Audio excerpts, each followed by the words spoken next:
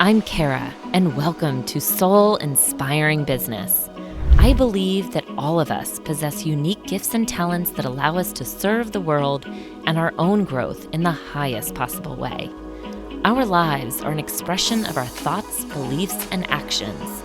And here, we will explore businesses, thought leaders, and topics designed to inspire, helping propel your own growth so you can live your best and most purposeful life. Welcome to Soul Inspiring Business. This show is a special treat today because we have a special guest, a celebrity appearance with Tony Dokoupil. Welcome, Tony. I'm really excited to have you here. Well, thank you very much. If I count as a celebrity in your world, let me tell you about something called cable and Netflix. There's a lot of movies out maybe you haven't seen, so I don't think I'm a celebrity. Well, you are in my book, and I think I that appreciate it, Kara. we were talking just before starting to record, and for our listeners, Tony and I went to middle school and high school together, so we go way back to our Severna Park days. Go Falcons! You go Falcons! I hear they knocked down the old school. I haven't been back. Have you seen the new Severna Park High School? Actually, I just for the first time since high school went back to Rock and Roll Revival.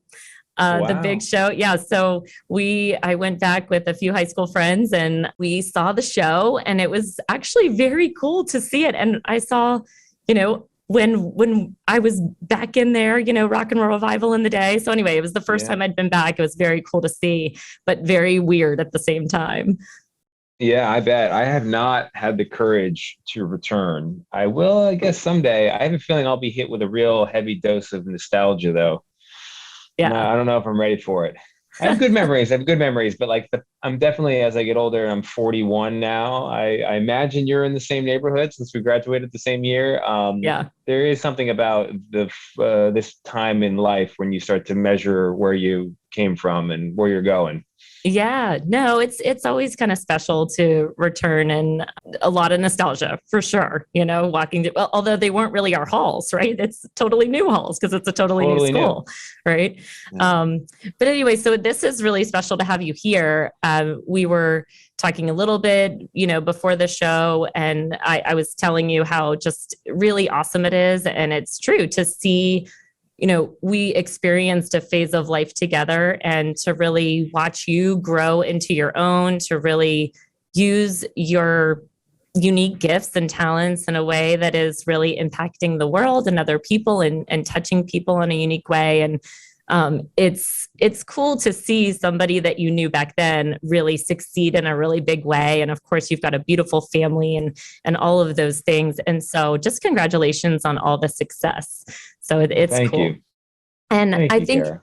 yes, of course. Well, and I think sometimes when we look at where you are now, right, it's easy to see, wow, like, look at what you've been able to create. But there's always pieces along the way and events in our lives or things that really shape the trajectory of our life. And maybe if we made a different choice or something happened differently, our lives could have unfolded in a different way. So I'm curious for you, what would those top 3 things be? Those top 3 monumental things in your life that have kind of shaped who you are and where you are today. I think the first thing, and I would preface the first thing by saying that people, for some reason, look at me and think that I am, as one person put it recently, the son of a senator. And I am definitely not. My father was a major drug dealer, marijuana exclusively. It was a matter of principle. But this was not a one-time thing. This was a career. This was something he and my mom and my uncle and my stepfather, everybody involved in the family, really, with some exceptions, was somehow involved in a 15-year business. And the first defining moment, I would say, is when the business fell apart. And my father was arrested by federal marshals on Miami Beach. It was 1991, and it was for selling 17 tons of marijuana. Wow. Which I will assume no knowledge on the part of anyone else out there in marijuana land, but that's if you clean the marijuana, there were no stems, no seeds, no twigs. This was all usable marijuana. 1 gram per joint. You figure there was enough joints at the time, enough marijuana to roll a joint for everybody of college age in America. It was actually, the job was 86, but he was arrested in 91. So in 1986, enough marijuana for everybody in America in college. Wow. It's a big amount. Yeah. And he went to jail, and it moved me out of Florida because my stepfather became a cooperating witness, and we left Florida under cover of darkness. Didn't tell my family where we were going, my grandmother and my cousins who were not involved. And we went to Maryland, which is how I ended up at Severna Park High School. It's on the Chesapeake, and the Chesapeake was an area of the country where my father and his partners could make marijuana drops. So they knew that area for that reason. You could bring a sailboat in, offload it. This was Colombian marijuana. This is like way before the days of people growing it in basements and in closets and in these big indoor greenhouses. So that was a big change for me because it wrenched my life from one beautiful, sunshine-filled, wealthy existence in South Florida to one where my mom had 3 jobs, and we lived in a house where, unlike a lot of other our classmates, I couldn't have people over, never had sleepovers. No one came to my house after school. We weren't having sleepovers. It was a perfectly fine existence, but it just wasn't a comfortable existence. And I don't know if you remember this, but in our little world of Severna Park, my nickname in high school was Poor Boy. That was what like Scott and Jared and John King. No way. Yeah. I did not know Chris that Loman, actually. Chris Loman. Yeah, that was like because compared to them, compared to the standards of that world. Sure. So that gave me a kind of double vision that's been useful for my whole life. I would say the second defining moment was. And just real fast, sorry, it's so interesting too because obviously we knew each other in growing up, but I never knew that. I mean, did you ever talk about that with anybody at the time? I'm just curious because I never knew that until I actually saw your book that you wrote about that experience. Oh, so I didn't. So I knew that we had a suspicious departure from Florida, but I didn't know the extent to which my parents were in the drug trade, and I didn't really discover that until I became a journalist. You could call this another defining moment, but I became a journalist, and I decided to do a records lookup in the National Archives, which anyone can do. We're all taxpayers; it's a public resource. But the National Archives only keep what they consider to be the most important 2% of paperwork produced by the federal government. And my father's drug case was considered among those important papers. So they had a record of his federal indictment, all the evidence against his partners. And when I got the indictment from the official who was nice enough to look it up, I was like, my whole world inverted again, because I thought my father had dabbled in that kind of business, but that he had a regular job. He didn't. This was the whole trade. Wow. All I knew is that the reality was when we got to Maryland, suddenly I wasn't going to private school. Suddenly we didn't have a Mercedes. Suddenly we didn't have a boat. Suddenly we didn't go on fancy vacations. We weren't in nice restaurants. I didn't have a bunch of toys under the tree in Christmas. And we were in a very modest home. And my stepfather had to go back to his roots. We had he bought a yellow flatbed pickup truck, and it was called Paul's Hauling, and I was like a guy picking it. It was literally a trash truck. We would go to job sites and we would pick up construction trash. Wow. And so that's where kind of the nickname came from. And it was like it was a mortifying thing to do on the weekend, where other people were driving around in like their parents' Ford Explorer, and I was in the cab of a canary yellow, very old flatbed truck with these slatted sides and filled with construction trash. Right.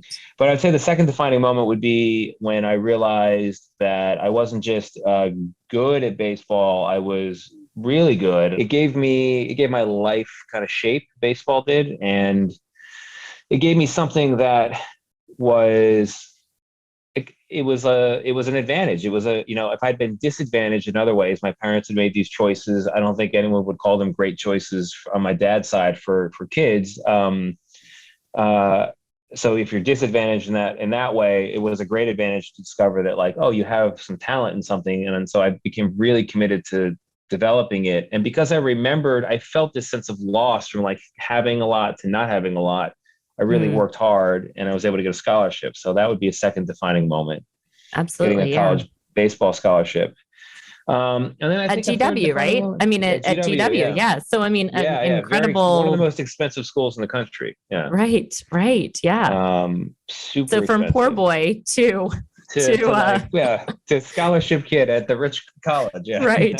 Right. Exactly. It was a big change. Um, Mhm.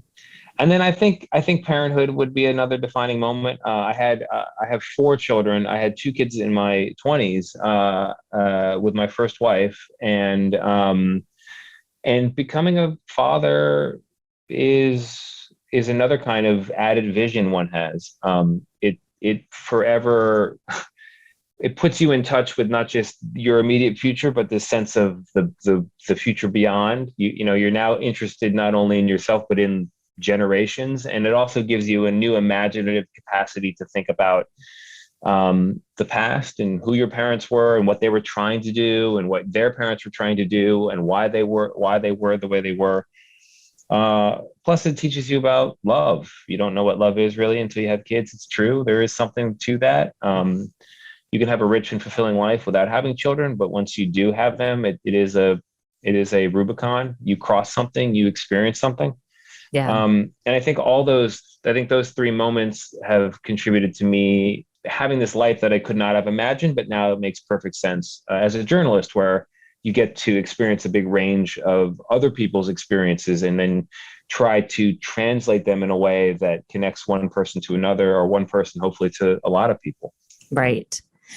Well, and it's interesting too that your family and like that experience of going from these two extremes probably also helps you, as you mentioned, like develop so much more empathy for others, Yeah. and in being able to connect and dive into their stories, in a more meaningful way, I guess, because you've lived these like different lives and I've done reporting in every country or every state in the country, and I've talked to people at all echelons, all religions, races, ethnicities, socioeconomic status. It's been a lot of the range of experience has really been something I'm grateful to have had. But what I've found is, no matter who I'm talking to, there's something in my background, because it involves multiple states, because it involves this big swing in how much money we had, because it involves a lot of different jobs,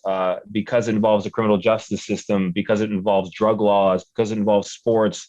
Like, I have something very particular in my background that I can call out that will connect me to almost anybody. Mhm.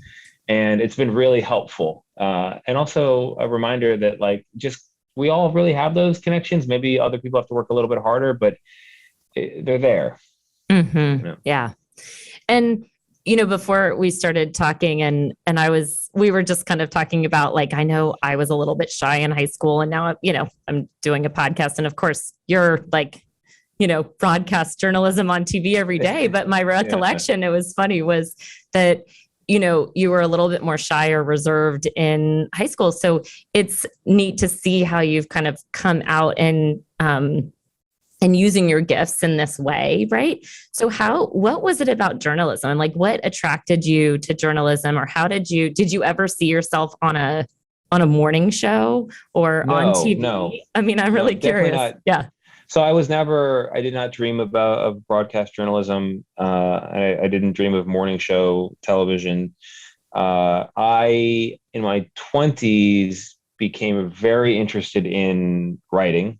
And I was, I was going through like a moody early 20s period. I'm probably clinically depressed. And I was kind of doing this like brooding writer thing where I was gonna, I don't know, turn all these big feelings I was having into great works of fiction. And I tried it. I wrote for a bit. I wasn't having much success.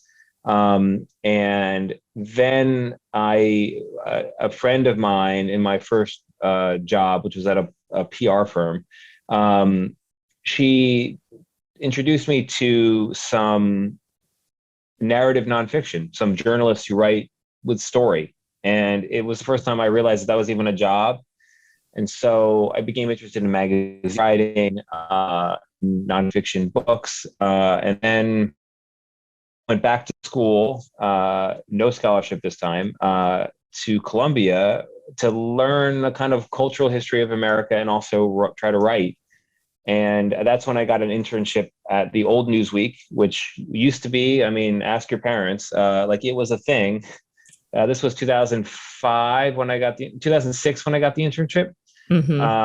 And like it was still, it had 2.5 million subscribers and won the National Magazine Award and was making a ton of money. And the connection, the history between the 2006 Newsweek and the Newsweek that put Bruce Springsteen on the cover, or marijuana legalization on the cover in the 70s, or Madonna in the 80s, or covered the cocaine epidemic, or who, that was the armchair reading material in so many homes for so many years, like that was still there. And so I started doing narrative nonfiction writing for that magazine. I was a staff writer. I became a senior writer. I did cover stories. Tina Brown took over, one of the most famous magazine editors of the 20th century. She gave me a long leash to go do amazing stories. Some of those stories became television. And then when print collapsed, I was like, well, what do I really want to do here? I needed money because I didn't have family money, and I had kids. So I went to television and I was like, you guys have made television out of my work. Maybe you should hire me. And they did, as a writer first at NBC. And then streaming became a thing. And so they were like just throwing anybody on camera. And literally at that point, it becomes a superficial matter of some producer, like, you got great hair and you're like kind of in shape and you seem like you might be a TV looking person. It's a shallow business on some level. And so I started getting opportunities. And then what really made it work is because, well, can I tell you the like very shallow TV story first? Sure. I love it. Like, yeah. So when I started doing streaming appearances and video appearances on the NBC and MSNBC websites, and then I started getting chances to go out for MSNBC in the traditional cable capacity, but I was still on a regular writer's contract. It was not a lucrative situation at all. And nobody was giving me a proper contract. MSNBC didn't want to make it official. We were essentially dating. They weren't going to marry me. And no other company out there in TV land was interested. And then my girlfriend at the time, this is 2015, now wife, who is Katie Tur, is already on TV. His parents were in the TV business, like knows TV. She called me when I was reporting from the border in Arizona. And she said, stop, take off all of the stuff you wear in your world as a writer. Like, stop wearing a jacket, like stop wearing your glasses, do 100 push-ups and wear a black t-shirt and see how that goes. And I was like, all right, fine. So I basically did. That's hilarious. So I basically did, I did my best to remind people that I once played a college sport. I pushed my hair up really high. I wore a black t-shirt like I'm a collegiate athlete, I was like, I used to be in shape, like I really, I was all state. And then so I showed up, I go to the border in Arizona, I do the story, and ABC News calls literally that day. Like they get an email, after that shoot, I get the email from ABC. They want to have a conversation about a job. And then Which maybe, look, in defense of ABC News, like Right. maybe they loved the reporting, maybe they'd been following me for a while, maybe it had Sure. nothing to do. Yeah. Who knows? Yeah. Who knows? But once I had that, uh, then NBC was suddenly like, oh, we want to hire, and then it became like it's like nobody wants you, and then they want you. But Mm, the reason that I was able to actually do something once I got an opportunity, for the most superficial reasons you can think of, is because I had the actual journalism background to report really well, write really well, figure out what a story is, make people comfortable, translate complicated information, like all the qualities that are the bedrock of journalism. And then once I got into the TV world, I realized I actually like it more than the print world. mm, And print people are like so stuck up about how smart they are and how they're like the they're the real classy wing of journalism. And I just like to remind people that you're a secondary medium. The original medium is what we have right now. It's the human voice. sure. Writing is a replacement for conversation. Writing is a replacement for the campfire story. And I realized once that clicked for me, there was no turning back. Like TV is a little narrative nonfiction play you put on every day. It's the world, it's the original medium, and I love it so much. So it's been fortunate in that way, the Yeah. journey we were on. Yeah. Well, and it's cool that, again, as you mentioned, sometimes you don't know why you were pulled or put in different situations until you're in where you are now. And now you can see the bigger lesson. You're like, oh, wait, yeah, like that's why I was doing this writing because it helped prepare me in a better way to now Totally. be doing what I am now. So I love But so like the but trajectory, you know? I remain shy. I identify as a shy person, whether or not I appear to be one on TV or not. Like I'm not naturally not someone who dreamed of this position. It's a position that it turns out I love, but I didn't expect to love, and that the appearing on TV part is like the thing I have to overcome in order to Mm, do the part I like, which is meeting all these people, going to all these places. And then I'm still like kind of a word geek in that I love playing around with a script to make it feel as natural and clear and also when appropriate emotional as possible. mm. Like I love that. I love making it work. It's like the storytelling part of you that comes out in that Yes. way. Yeah, love that. Yeah. Um, Yeah. so, with all of that, I think I was reading that according to the National Science Foundation, that the average person thinks 12,000 to 60,000 thoughts per day, and 85% of those are negative. 95% are repetitive, but it's fascinating that like the stories we tell ourselves on a daily basis in our mind, right, is almost, we're just wired almost for negativity, right? So what are any negative thoughts that you've had to overcome to be where you are today? Well, I mean, I will say that I'm not surprised by that statistic because, we did definitely evolve to be warriors. The people who were not warriors did not make it off of wherever in pre-civilized times, a Right. long time ago, when we were all around campfires and living in caves. Like the person who was carefree did not survive, right? So like we are descended from warriors, and we will always be warriors. And I think negative thoughts are a survival mechanism. They're Mm, a watch out now, look out, be careful. And so for me, they're helpful often because what I'll think about is that script is not working, it's not very good. That appearance where you were trying to make a point about X, Y, or Z, it didn't land, it didn't work. Um, I think that kind of, it's not negativity, it's sort of self-criticism, and mm, it's humility. It's realizing that maybe it's not as good, because you have to remember that like the TV business, because it's a vulnerable business. You're out there.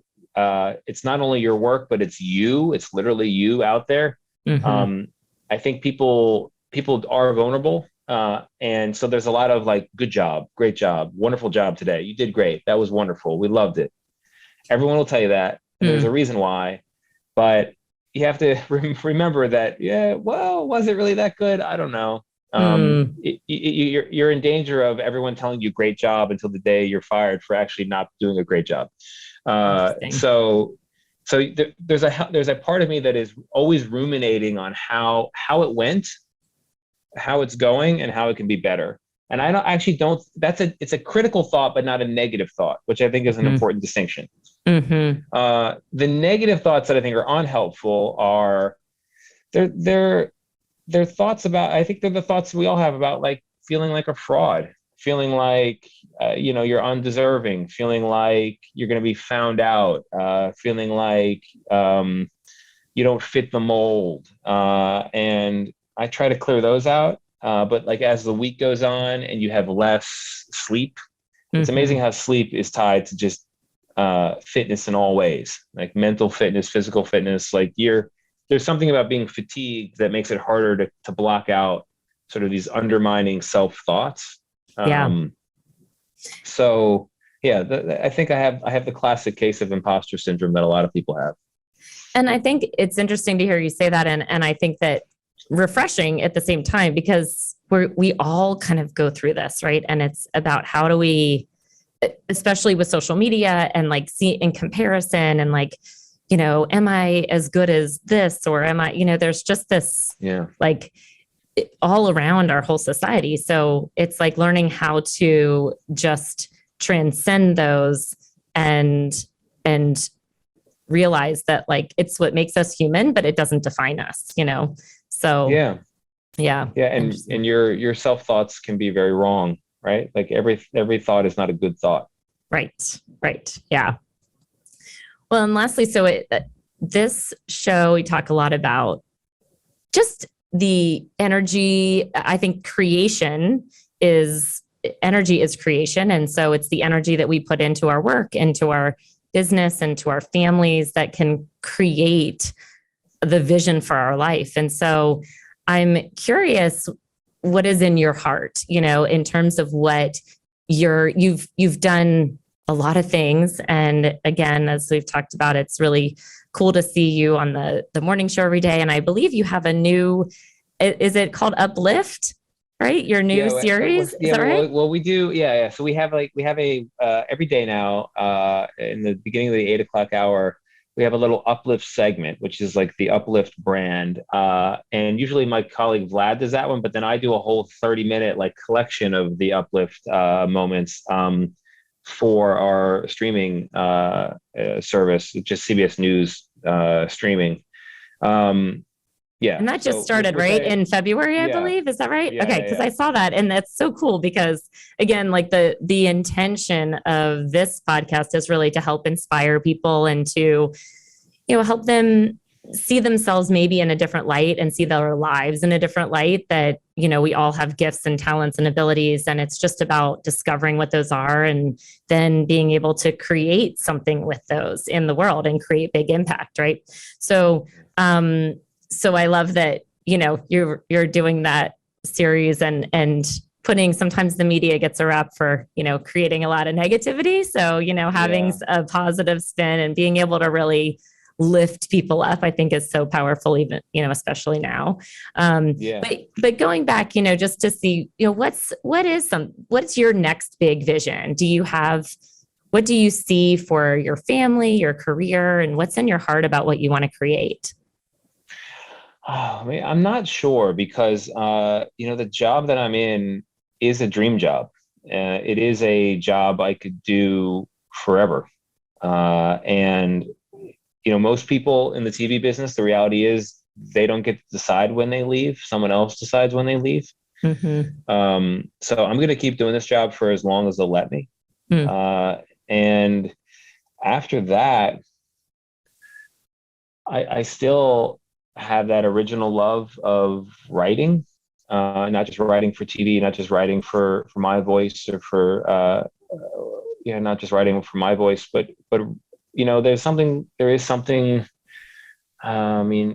a reason why, how to put it, I've written a memoir. It was okay. I would change a lot of things. But I love the idea that it's in the Library of Congress. It has a number. It exists. As long as we're around as a country with a government, we'll have a Library of Congress, and that book will be in there.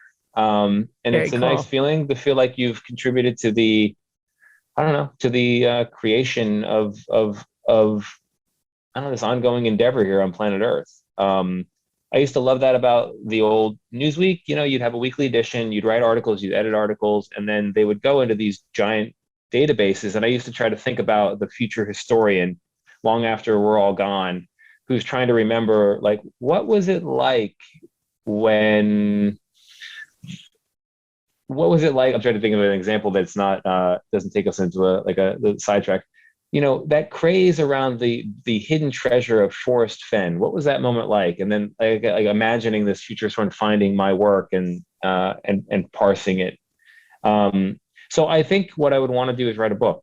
Hmm. And I would want to take what I learned in television and what I loved about writing and combine them so that it's a book that reads that reads like the written voice, like the human voice, as opposed to so much writing feels like I'm now writing. You can see like the sweat on their brow, and you could never actually speak it.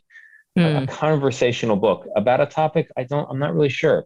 Hmm. I'm interested. If there's one thing that I'm very interested in that I don't know how I'd ever get into book form is we have a misconception in this country, on this planet, in this world, that we are very advanced, Hmm. that we have so much amazing technology, and that we're capable of such incredible things. But when you drill down, you realize that it's all kind of a parlor trick, and we don't understand the underlying science of much of anything. And my favorite example of that is airplanes. I regret to inform you and your viewers and listeners that we don't know how airplanes fly. We know that it works. We know it works, but nobody has come up with a airtight theory and or formula for how the lift, talk about uplift, that keeps a jet in the air actually keeps a jet in the air. There are theories, but none of the theories explain the whole.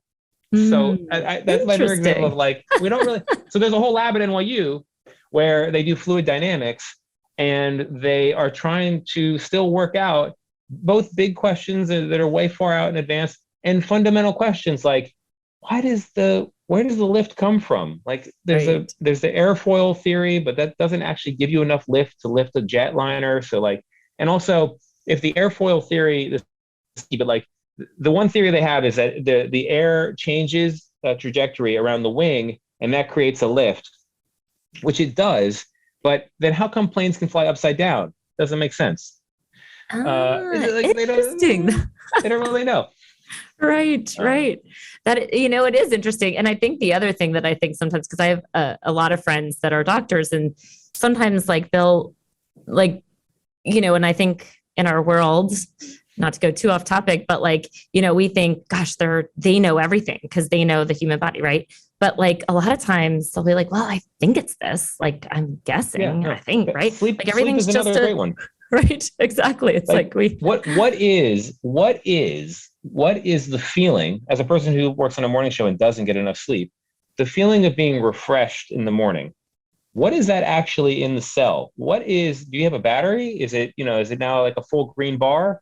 What is actually happening? No, right. that is not something that is well understood. Yeah. And then like within the brain, we're having thoughts now, we're moving, we're talking. How a neuron speaks or communicates with another neuron to make your thoughts into movements, no one has any idea. So like we and then the other thing is like you have to remember that like the the airwaves out there that we are now using to communicate now, we that it was not discovered. It was like 150 years ago. It was not that long ago. It was just Right. pulled. Like the air around us may contain still more. So I think there's something in the idea that we think we're an advanced people, and I don't think we are. I think we're actually really not. So Well, ever evolving, ever growing, yeah. right? And last question for you. And I don't know. I mean, I know that you are up very early in the morning, so you may not have something like this, but I'm curious, like, what do you do for inspiration, for your own inspiration? Like, if you needed to get really creative about something, do you have a process that you use, or I go to a thing. that look I go like? to a. I go to an exercise class called F45, which is like it's cross training. It's one of these, you go to the gym and there's a big video screen and there's like 15 people and everyone just follows the exercises on the screen. It's super kooky, but it's a good workout. It's only 45 minutes, and I find that getting back into your physical body is really good for helping your intellectual muscles work as well. Yeah, no, that's good. Do you bring a book or a journal or anything, like, so you can write down things afterwards, or do you put it in your phone? No, I don't. But I mean, I will type something out on notes mode on my phone if it occurs to me. But I don't. I think a trick that I've learned is that to when you're ruminating on something and the thoughts start coming, don't break the spell by starting to write it all down. Like, you got to just be with it for a little while. So that's why 45 minutes is a good amount of time. So if I start having ideas at like 15 minutes, I just keep going through the workout and see where I am at the end. Ah, cool. So, Love that. yeah. Yeah. Well, thank you so much. This has been a really fun conversation, and I really so appreciate your time. And as I said before, it's just really fun to see you again and, Yeah, see you connect as well. Yeah. Good luck with the move. Oh, thank you. Yes, we are. Yeah. And the build and all that. So, well, we may have to move 2 more times before our house is ready, but we'll see. So it's, a little crazy, but again, so nice to connect with you. And, for any of our listeners that want to connect with you deeper or see more, like, obviously they can tune in every morning at CBS to see you. What are some other ways that people can follow you and your work? I mean, you can follow me on social media. I don't tweet a whole lot. I think there's enough tweeting going on. But, I have an open direct message on Twitter. You can send me notes that way. You can do the same on Instagram. I'm more active on Instagram, but it's still kind of infrequent. I call me old fashioned, but I always feel like I already work for a media company. I don't want to work for Instagram and Twitter also. Like, so I just, Yeah. but I do read the messages. If people write stuff in there, I do read the messages. Oh, So that's cool. you made the grave error of calling me a celebrity earlier today. You're definitely not a celebrity if you're still reading your DMs on Twitter. Oh, I don't know. I think no. Harry Styles is not, Harry Styles is not reading his DMs on Instagram. Well, it is super sweet to see you and your wife Katie, and like the cute things that you share with each other on Instagram and follow you that way. So, I mean, it's just, again, a real treat to see you and shining in so many ways, and the story continues to unfold. So, thank you. Congratulations. It's been a great pleasure. I really appreciate you having me on, and great questions. And it's Friday, so your listeners should know that I'm extra kooky on Fridays because it's a cumulative lack of sleep. Awesome. All right. Cool. Loved being here with you today and would love to connect with you more over on Instagram. My handle is linked to the show notes, or you can just type in @Chaffin Donofrio. And I have something special for you as a free gift, my dynamic life journal. This special book has the power to really help you live a soul-inspired life. Go to freegiftfromkara.com. Easy to remember, freegiftfromkara.com. Until next time, beautiful people, sending all my love.